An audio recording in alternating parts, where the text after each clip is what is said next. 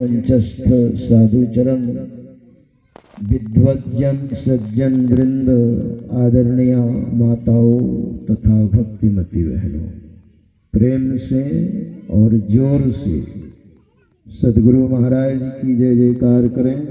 श्री संगी सुबह सुबह ट्रेन पकड़ने के लिए टहलते हुए जा रहे थे। थोड़ा थोड़ा अंधकार भी था। एक भूत सामने में आ गया। 8 प्रकार की भूत जोनियां है, धर्मशास्त्र में वर्णन है। इंसान के रूप में सामने में आ गया और भूत कहता है मुझे गाना सुनाओ। तो सत्संगी ने सोचा मुझे ट्रेन पकड़नी है, मैं जल्दी जल्दी टहलते हुए जा रहा हूँ और यह कह रहा है कि गाना सुनाओ। तो कहा नहीं सुनाओगे तो जाने नहीं दूंगा। तो सत्संगी ने सोचा इससे उलझना ठीक नहीं, चलो इसको सुना ही देते हैं। सुबह हो ही गई है तो सुबह की स्तुति ही शुरू कर देते हैं। सब क्षेत्र अक्षर अपरा परा पर और अक्षर पार में। लेकिन पहले सदगुरु महाराज की जय जयकार हो तब ना। सत्संगी कोई भी कार्य जब प्रारंभ करते हैं तो सदगुरु महाराज की जय जयकार करते हैं। का ठीक है तो सुनाता हूं। और जैसे सदगुरु महाराज की जय कहा, लगभग 20 हाथ पीछे भाग गया। फिर संभल करके आया, अरे ये नहीं गाना सुनाओ। सत्संगी ने कहा अरे तो वही तो सुनाने जा रहा था, लेकिन सदगुरु महाराज की जय बोलूंगा तभी ना। अच्छा ठीक है सुनाओ। फिर जैसे कहा श्री सदगुरु महाराज की जय, लगभग 20 हाथ पीछे फिर भाग गया। फिर संभल कर आया, अरे ये नहीं गाना सुनाओ। तो सत्संगी का ध्यान जाता है उसके पैर की ओर। तो आगे वाला जो भाग होता है ना भूत का, वो पीछे होता है और एड़ी आगे होती है। अरे ये तो इंसान है नहीं। फिर क्या था, सदगुरु महाराज की जय, सदगुरु महाराज की जय बोलते गए, भूत भागता गया।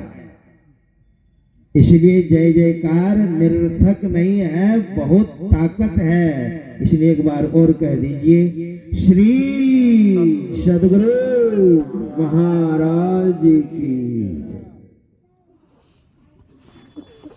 ध्यान सह सत्संग शिविर का 5वां दिन की दूसरी बैठक।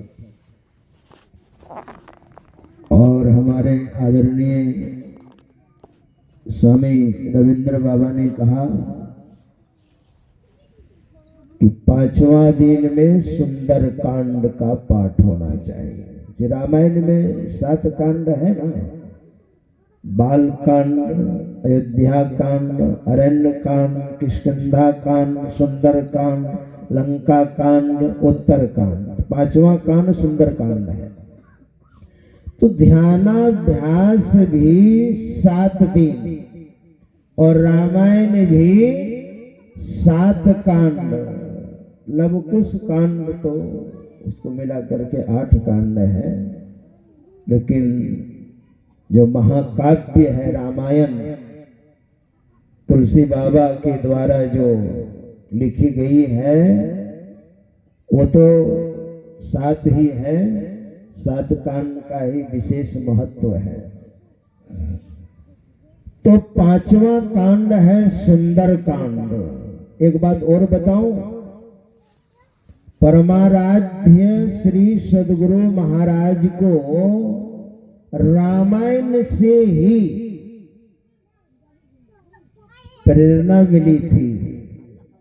परमाराध्य जिनका विग्रह स्वरूप आपके सामने में सुशोभित है, इनके परम पूज्य पिता श्री बबूजन लाल दास जी महाराज रामायण का पाठ करते थे।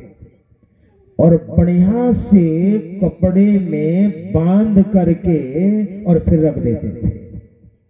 तो बच्चे होते हैं ना, वो नकल करने में बड़े प्रवीण होते हैं। तो परमाराध्य श्री सद्गुरु महाराज ने देखा मेरे पिताजी पढ़ते हैं और बीच बीच में रोने भी लग जाते हैं, सो क्या लिखा हुआ है। एक दिन छिप करके रामायण को निकाल करके पढ़ने लग गए। तो जानते हैं, मुझे लगता है किष्किंधा कांड उलट गया और उन्होंने रामायण पढ़ी।